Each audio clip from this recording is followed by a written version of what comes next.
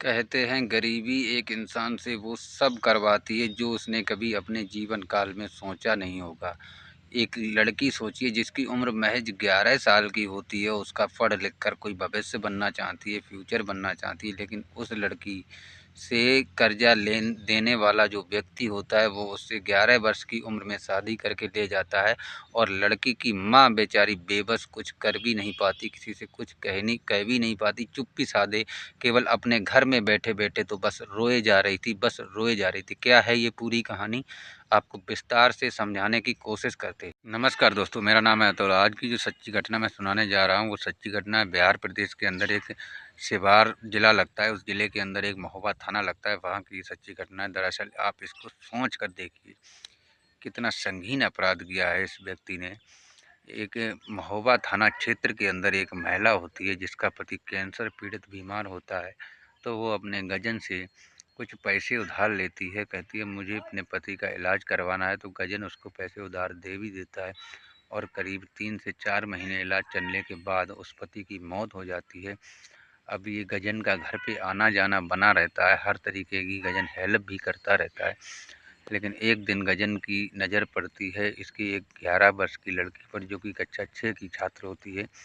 और उस छात्र की ये सौदा करता है। पहले तो कहता है आप अपनी बेटी की शादी मेरे साथ कर दो, हम ये सारा कर्जा माफ़ कर देंगे, आपसे 1 रुपया भी नहीं लेंगे।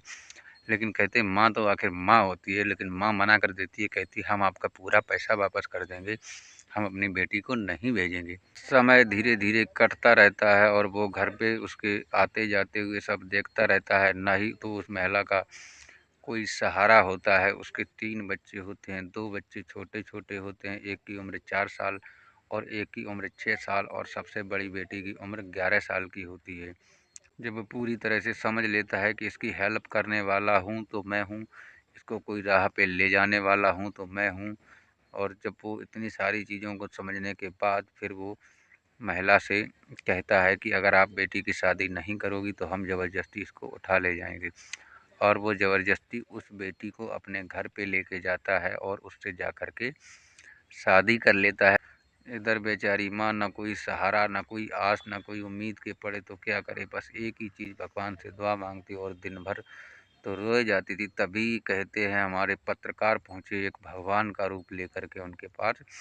उन्होंने उनकी समस्या को पूछा और छोटे से कैमरे में उसको रिकॉर्ड किया। रिकॉर्ड करने के बाद उससे हाफ सोशल मीडिया पर अपलोड कर दिया। सोशल मीडिया पर अपलोड होने के बाद कहानी इधर उधर पहुंची, जाते जाते महोबा थाने क्षेत्र के अंदर जब एसएचओ के पास पहुंची तो उन्होंने इस कहानी को बड़ी गंभीरता से लेते हुए अपनी टीम की तैयारी की और सबसे पहले इस महिला से जाकर के मिले। और महिला ने अपनी पूरी बात इनके आगे रखी और बताया कि साहब ऐसे ऐसे मैंने इनसे लगभग 1.5 लाख रुपया उधार लिया था अपने पति के इलाज के लिए।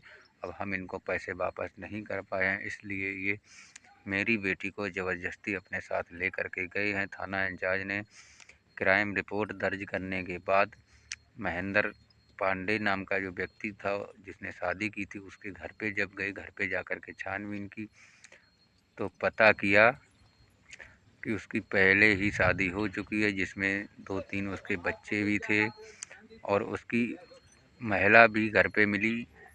और ये नाबालिग बच्ची जो थी जिसकी शादी की थी वो भी उसके घर पे थी। हालांकि इस महेंद्र पाल ने नाबालिग बच्ची को बहुत ही ज़्यादा डरा धमका के रखा था कि अगर तुमने पुलिस को ये बात बताई कि हम तुम्हारे साथ जो कर रहे हैं तो हम तुम्हारी मम्मी को भी ख़त्म कर देंगे। वो बच्ची भी इतनी डरी हुई थी क्योंकि वो उसका सहारा भी वही था, जब वो सहारा बनने वाला ही डराता है। हालांकि घर पे इतनी सारी बातचीत थी लेकिन पुलिस को कोई सक्षम बात नहीं बताई। जब पुलिस इस महेंद्र पांडे को अरेस्ट करके कस्टडी में लेकर के गई और जब बच्ची को उसकी माँ से मिलवाया तब बच्ची ने भी अपने बयान में बदलाव दिया और कहा कि हाँ मेरी माँ ने पैसे उधार लिए थे जिसकी वजह से ये मेरे साथ शादी करके ला रहे थे। लेकिन शायद इनको ये पता नहीं था कि अभी हमारे देश का कानून इतनी इजाज़त नहीं देता है किसी के भी साथ इस तरीके की खिलवाड़ करने का। अब इस महेंद्र पांडे व्यक्ति को क्या सज़ा मिलनी चाहिए ये आप लोग भी कमेंट करके एक बार ज़रूर बताइएगा। दोस्तों, इस कहानी को सुनाने का उद्देश्य किसी को परेशान करना या किसी का